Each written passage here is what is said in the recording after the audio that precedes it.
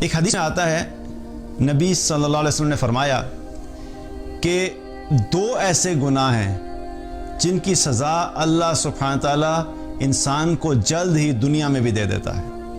کچھ ایسے گناہ ہیں جن کی سزا دنیا میں شاید نہیں ملے گی لیکن آخرت میں ملے گی اگر توبہ کے بغیر انسان چلا گیا۔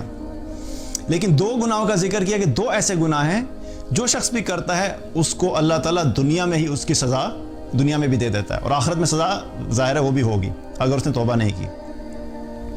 وہ دو کیا ہیں؟ پہلی چیز والدین کی نافرمانی۔ جو شخص والدین کا نافرمان ہوتا ہے اس کو اللہ تعالیٰ دنیا میں ہی سزا دے دیتا ہے۔ وہ دنیا میں ہی اپنے اس گناہ، اپنی اس نافرمانی کی وجہ سے وہ دیکھ لیتا ہے کہ وہ اللہ کی طرف سے اس کو سزا ملتی ہے۔ اور دوسری چیز کیا؟ زنا۔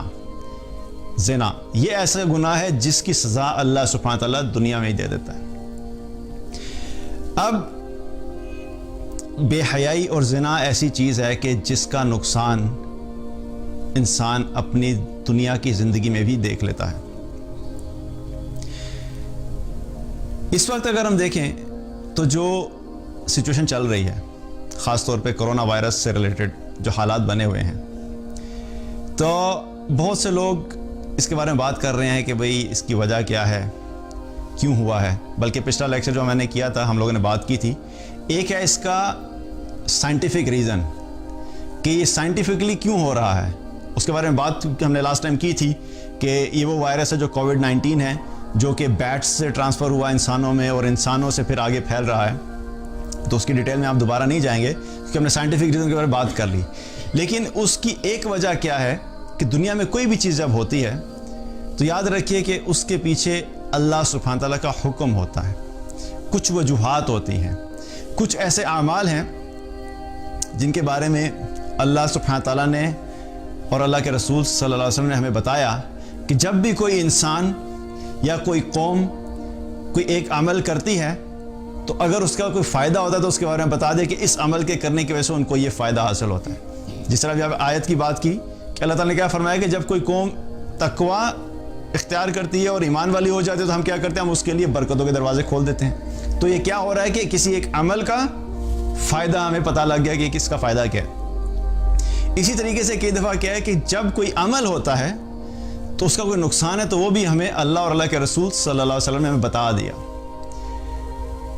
اب یہ جو سچویشن ہے کہ یہ سب ہو کیوں رہا ہے، ایک حدیث ہے ابن ماجہ کی جس میں نبی صلی اللہ علیہ وسلم نے فرمایا کہ جب کوئی قوم 5 طرح کی چیزوں میں مبتلا ہوتی ہے تو اللہ تعالیٰ اس کے بدلے میں ان کو 5 طرح کی اور چیزوں میں مبتلا کر دیتا ہے۔ 5 چیزوں کا ذکر کیا، 5 کی ڈیٹیل میں تو نہیں جائیں گے، صرف ایک کی بات کروں گا کہ بات پھر لمبی ہو جائے گی۔ ان میں سے پہلی چیز جو تھی وہ کیا، آپ صلی اللہ علیہ وسلم نے فرمایا کہ جب کوئی قوم فحاشی، بے حیائی کو کھلے عام کرنا شروع کر دیتی ہے تو اللہ سبحانہ تعالیٰ اس قوم میں طاعون اور اس جیسی بیماریوں کو عام کر دیتا ہے جو ان سے پہلے کے لوگوں نے نہیں دیکھی ہوتی۔ جب کوئی قوم کیا ہوتی ہے، بے حیائی میں مبتلا ہو جاتی ہے تو اس کی وجہ سے اللہ سبحانہ تعالیٰ ایسی قوم کے اندر طاعون اور ایسی بیماریاں لے آتا ہے جو کہ اس سے پہلے لوگوں نے نہیں سنی ہوتی۔ اگر ہم دیکھیں تو پہلے جب HIV کا ہوا، ایڈز کی بھی جب ہم بات کرتے ہیں تو یہ بھی کوئی بہت پرانی بیماری نہیں ہے، چند سال پہلے کی بات ہے کہ یہ سننا شروع کیا کہ HIV ایڈز بھی کوئی چیز ہوتی ہے۔